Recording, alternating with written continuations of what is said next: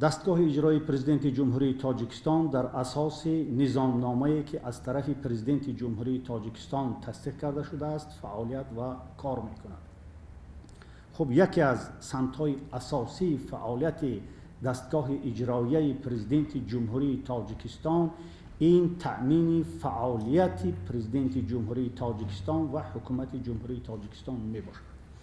خب پیش از همه دستگاه اجرایی پرزیدنت جمهوری تاجیکستان تشکیل و گذرانیدن ریاست حکومت جمهوری تاجیکستان و تشکیل و گذراندن مجلس حکومت جمهوری تاجیکستان را به عهده دارد. با نظر داشت این گذرانیدن چنین مسئله ها، چنین انجام دادن این مسئله ها به واسطه تحت راهبری سروزیر جمهوری تاجیکستان عملی کرده می شود.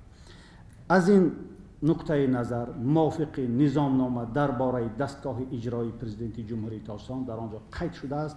راهبر دستگاه اجرایی پرزیدنت جمهوری تاجیکستان در اطاعت به واسطه سروزیر جمهوری تاجیکستان قرار دارد و بنابراین من در اینجا یگان قانون شکنی از جمله عمل خلاف ماده 9 قانون جمهوری تاجیکستان درباره مبارزه بر ضد کروپسیون در جمهوری تاجیکستان نمی‌بینم.